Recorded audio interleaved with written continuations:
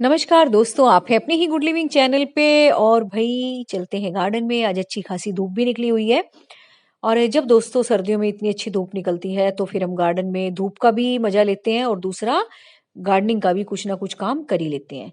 तो ये एक गुलाब का प्लांट था जो कि साइड में रखा हुआ था।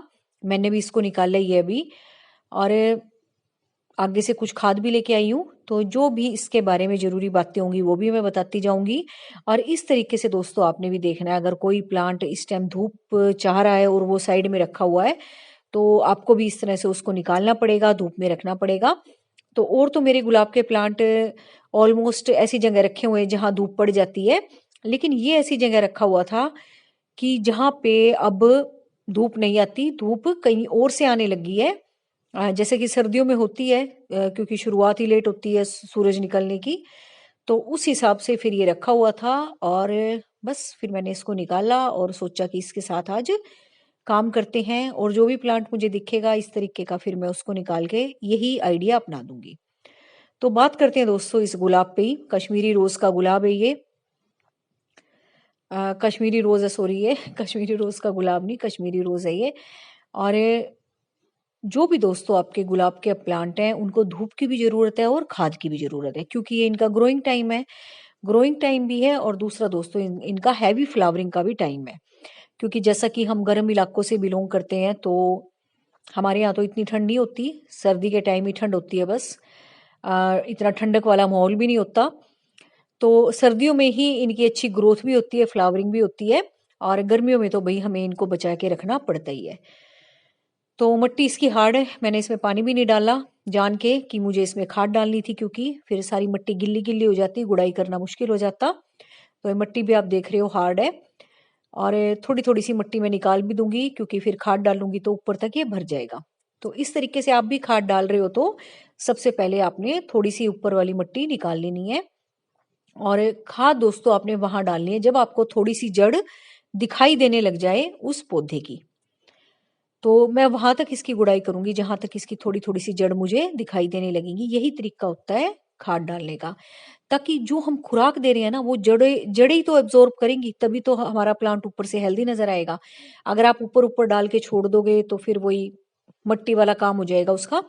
लेकिन अगर आप इस तरीके से गुड़ाई करके थोड़ी सी जड़ें दिखने लग जाए तब आप खाद डालते हो ना, तो उसके अच्छे रिजल्ट होते हैं। और दूसरा, ऊपर से भी आप फिर मिट्टी डाल सकते हो, डालो डालो चाहे ना भी डालो, क्योंकि ये गमला भी इतना बड़ा नहीं है कि मैं इसको ज़्यादा भरूं। तो बस वैसे मिट्टी इसकी अच्छी है शुरू से ही। ऊपर वाली इसलिए हार्ड थी क्योंकि वो तो देखो हवा के, सूरज की रोशनी के, पानी के सबके कांटेक्ट में आती है। तो ऊपर वाली लेयर जो है थोड़ी सी हार्ड हो जाती है। लेकिन नीचे की देखो ये सारी भुरभुरी है, क्योंकि रिवर सैंड मिला के हमने प्लांट लगा रखा है अपना। तो बस जो खाद थी वो मैं ले आई हूँ। तो इस वक्त दोस्तों आप अपने पौधों में, किसी भी पौधे में जो फ्लावरिंग वाला प्लांट है, चाहे विंटर के फूल हो गए चाहे गुलाब के पौधे हो गए, जिनका कि अब परफेक्ट टाइम चल रहा है ग्रो होने का, तो उसमें आप वर्मी कंपोस्ट होगी, लीफ कंपोस्ट होगी, या काउडंग मैन्योर हो गया, फुली डिकम्पोज, तो ये चीजें इस वक्त आप डाल सकते हो। तो बस मैं भी इसकी जितनी मिट्टी मुझे लगता है निकालनी चाहिए मैं निकाल लेती हूँ इसकी। और फिर थोड़ी सी बुरबुरी करके फिर इसमें खाद मिला देंगे। और दूसरी बात दोस्तों, अगर आपके गुलाब में कोई भी तरह की समस्या हो रही हो, डाईबैक की हो रही हो, या कोई आपको फंगल इन्फेक्शन लग रहा हो, तो उसके लिए आप खाद के साथ साथ इसमें काली मिर्च का पाउडर भी ऐड कर सकते हो, हल्दी का पाउडर भी, या सिनेमन पाउडर भी, कुछ भी आप इसमें ऐड कर सकते हो जो कि एंटी फंगल हो। और ज़्यादा ही समस्या है तो भी फंजीसाइड्स आते हैं। एक साफ नाम का आता है, वो बड़ा अच्छा है, वो भी आप यूज़ कर सकते हो। तो और इसके साथ साथ जो आपको ऐसी लगती है स्टेम्स जो कि रखने लायक नहीं है, उनकी भी प्रूनिंग आप कर सकते हो, ताकि जो अच्छी और मैच्योर स्टेम्स हैं उन्हें आप छोड़ो, उन्हीं में ग्रोथ हो। और अगर दोस्तों मैच्योर स्टेम होगी ना तो उस पर फूल भी अच्छी तरह से टिका रहेगा। अगर हल्की हल्की सी स्टेम्स आप छोड़ दोगे तो फिर वो फूल के साथ झुक जाएगी। तो अच्छी अच्छी आपने मैच्योर स्टेम छोड़नी है, क्योंकि इस टाइम इसका ग्रोइंग टाइम है। अगर किसी भी तरीके से आप प्रूनिंग करोगे तो आपका गुलाब खराब नहीं होगा। बस आपने अच्छी हेल्दी ब्रांचेस इस पे छोड़ देनी है खाद डाल के। और जो मैं कर रही हूँ बस आपने यही करना है इसके साथ। और दूसरी बात कि जब भी आप गुलाब की कटाई करते हो या उसकी स्टेम्स को कट करते हो दोस्तों, या डाई बैक की समस्या उसमें आती जा रही है, तो ऊपर से जब आप कट करते हो तो जहां तक डाई बैक है उससे थोड़ा नीचे तक कट लगा के आप उसको नेल पेंट से भी कवर कर सकते हो, ताकि आगे तक ये इन्फेक्शन ना फैले, वहीं की वहीं रुक जाएगा। और नीचे से आप उसको ट्रीटमेंट दे दो, जो ब्लैक पेपर पाउडर वगैरह की मैं बता रही हूँ। ब्लैक पेपर पाउडर दोस्तों खुराक का भी काम करेगा, और ये फंजीसाइड का भी काम करेगा आपके गुलाब के पौधे के लिए। तो जो ब्रांचेस मुझे अब अनहेल्दी सी लग रही हैं, या दोस्तों कई ब्रांचेस आपको ऐसी दिखेंगी जो हेल्दी भी होंगी, लेकिन वहां पे आके ना गुलाब की ग्रोथ रुक गई होगी, ना वहां फ्लावरिंग होगी, ना ही वहां से पत्ते निकलेंगे, कुछ नहीं होगा। तो उन ब्रांचेस को भी आपने कट दे देना है, ताकि यहाँ से और ब्रांचेस निकलें और इस गुलाब की ग्रोथ वहां के ब्रांच से स्टार्ट हो। तो ये भी आपने ध्यान देना है जरा। तो बस ये आप देख रहे हो गुलाब का पौधा, यहाँ से भी कट मार देते हैं।